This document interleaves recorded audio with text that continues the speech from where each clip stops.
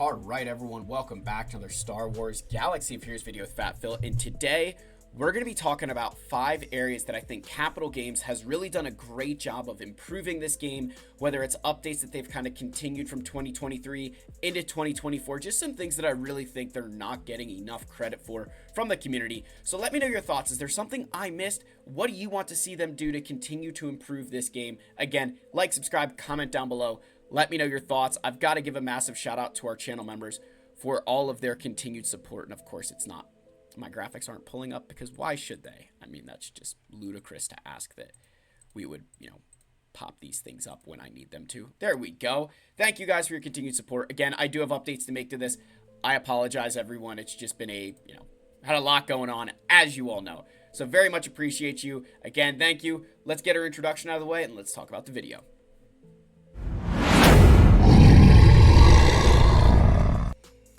All right, guys, so I want to start off with these are just some things I've noticed that CG's done really well, and I want to start off with the first one as the advance notice. They have given us a lot of advance warning on what's coming with road aheads, or with, hey, the thing about, right now, we knew the Naboo raid has been coming for months. It's not even in the game yet, and we've known for months. This is a big change from some of the from things they've learned in the past, where these changes would kind of get sprung on us and then we just didn't have any time to react to it. And so instead of hitting the ground running with that new content, it was kind of everybody just fumbling through this stuff, trying to figure it out. So I think it was a really good thing that they gave a lot of advance notice. Same thing with the Mandalore bonus zone. They told us a long time ago, hey, before this hits, you're going to want Bo-Katan Mandalore, you're going to want Dark Trooper Moff Gideon. And there it is, right? It's come to fruition. It's there. And again, great job on Capital Games' part by giving us enough advance notice, kind of giving us a framework to follow. And I think that's the one area the road aheads they've done well, is they've kind of given us a framework, because as you get later in the game, you'll begin to see that you're not going to have, as you finish your Galactic Legends, as you finish things in the journey guide, you could get lost because you're like, what should I do? Like, could you imagine if I didn't know that I would need Jar Jar or Bo-Katan? I probably would have been farming Afra right now just to get that over with, because she's accelerated, and then all of a sudden I need Jar Jar or I need Bo-Katan for something, and it's like, well, I would have done that had I known. So I think they've really tried to learn from the mistake they made with the Inquisitors, where this faction was released and there was just nothing, there's nothing else, and then Grand Inquisitor's here, Scythe is here, but it's like, those things are cool, but wasn't anything, something big is coming. And then it's like, Reva's here. That they just kind of kept adding these, dropping these breadcrumbs, and I think it really hurt the player base's ability to interact with them. And so I think here with this advance notice for these things, they've really tried to give us the time and get us to work on them, so that way we can hit the ground running with that new content. And that allows them to, again, get us out more content more quickly. Next, they have continued to improve on their character releases. I want to go back to the Common Pants at the beginning of this year. Shout out Scoundrels in the Cantina for that one. I freaking love that ship name. When the Common Pants came into the game, one of the areas that they probably recognized that we were lacking in is you had these 3 S-tier fleets of Leviathan, Profundity, and Executor. Then you kind of had this space that was occupied, I'd say, just by the Marauder and Negotiator.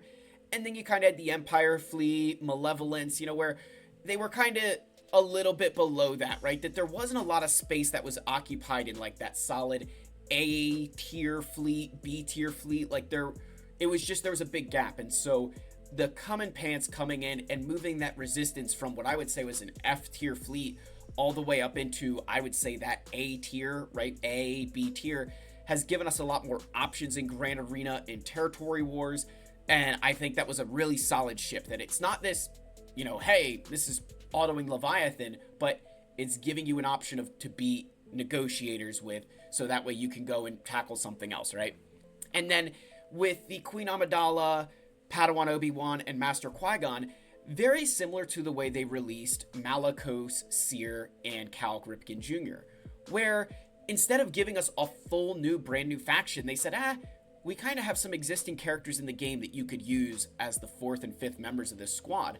And that way you're utilizing more of your roster instead of just kind of releasing all these new characters, and you're not going to use, forcing either old characters to be obsolete, or ripping characters away from these existing teams. Let's kind of figure out how we can use all of them. So I'm kind of looking at somebody like Barriss Offee here, where you see her used with Rey, or sometimes with Qui-Gon or Keller and back. Like, there's these different ways to use her, and now potentially going in here, Grandmaster Yoda, kind of a frequent flyer in a bunch of different teams, he could kind of go in the squad. So I think that's kind of a really good move on their part, where we didn't need 4 new Marquees for this team. I think that was a very good decision on their part.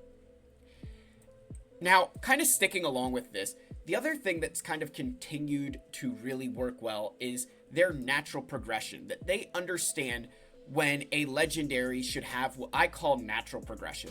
And natural progression simply means that it kind of builds on itself. You think when you get Beskar Armor Mando, you've gotten Grief Karga, you've gotten OG Mando, Beskar Armor Mando himself, IG-11, Queel, Cara Dune, right? You get these characters that kind of slot into some existing teams. They kind of start creating their own.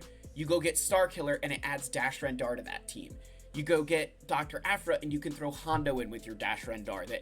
Each of these things kind of works together to add in new pieces to your account to build new teams, rather than, you think like Bo-Katan, she's adding in, 3 characters that you need for her squad, and then giving you Keller and Beck to kind of put with your Galactic Republic Jedi. That each of these kind of naturally progresses your account, that rather than just giving you a, think of it like your Inquisitors or even the Gungans, right? Which they give you the full puzzle. Instead of just giving you the full puzzle for the Starkiller team as his Rex, they gave you these other little pieces that kind of progress your account naturally, that you're building these things, and now you have Kyle Katarn for a Rebel Fighter team, Darth Talon for your Sith. With Dr. Aphra, you can build that Son of Staros team when you're ready. And I think they did a good job with Jar Jar of recognizing that we should give you the full puzzle for Gungans. That he's much better served giving you this as his requirements, rather than releasing these Gungans and then making it like Queen Amidala, Kenobi, like these random characters as his Rex.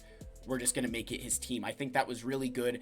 Again, I think them recognizing where natural progression makes sense and when it's just better to give you the full pieces to the puzzle was a really good decision on their part. I think this was really good. I was kind of nervous about Jar Jar and how he would get released and what the team would be and how they would work, and just making it full Gungan I think was a really good decision. In hindsight, I feel like that's exactly where he should be, where it makes sense, and we're not ripping apart other teams to make Jar Jar work. Another thing that has started, kind of has really continued well, is bonus drops. The bonus drops for Leia, Jedi Knight Cal Kestis, we just got the Jar Jar ones announced, about a week ago or so, and we got ones for Bo-Katan Mandalore, I believe. These bonus drops have been really good, because similar to what I said up here, right, with this advance notice, what they're allowing to themselves to do with these bonus drops is push content out a little bit faster. That they can go from Bo-Katan to Jar Jar with a little bit more speed, because they've given us these bonus drops along the way. They've inflated our roster with these free shards along the way, and especially if you take advantage of them, you get the character faster, you're able to interact, hit the ground running. But by pushing out content faster, you're keeping the top end of the player base happy, while also not letting the middle part kind of stagnate, that you're giving them something to work on. You're allowing them to feel like they can go farm Jar Jar because they are going to be getting these bonus drops. So I think this has been a really good thing that has started and kind of continued into 2024. And it's not quite like, I don't think it's been a monthly thing, but it's something that we know is happening, right? We know it happens, and I love as well that they are, hey, if you have the character 7-star, we're going to give you something else. That way, those who got that character, whether they wailed on them or have already farmed them, get some benefit outside of just Shard Shop currency. I think that was really good on them as well, because they could just leave it at Shard Shop currency and like, it's not as good for you. But I think that was really good on their part. So, good job, CG. I think these bonus drops are really paying off. I feel that the community is probably at an all-time satisfaction rate with a lot of these things. You guys can tell me if I'm wrong with that, but I feel like I don't see a lot of complaints about this kind of stuff. And then finally, this Marquee change.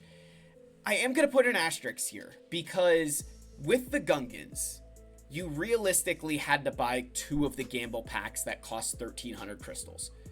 But with Master Qui-Gon and Padawan Obi-Wan, we did not get the bonus shards in part of their event, so you had to purchase 3 of those 1,300 crystal packs. So I don't know how much I like that from the free-to-play perspective, because that's a lot of extra crystals, right? Like that's a lot of extra crystals comparative to the Gungans.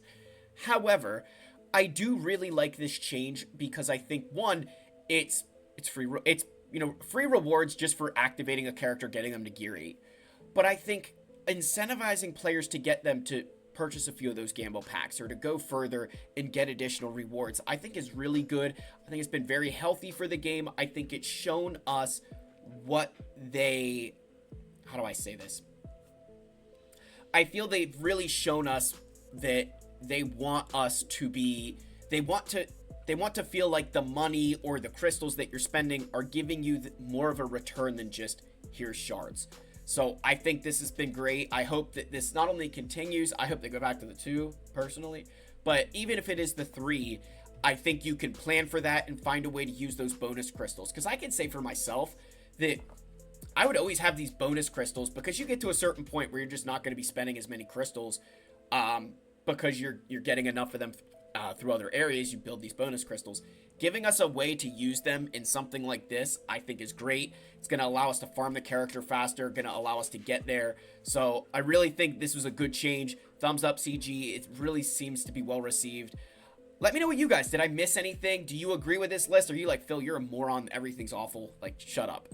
Let me know your thoughts. I love you all. May the force be with you, and I will see you in the next video. Cheers, my friends.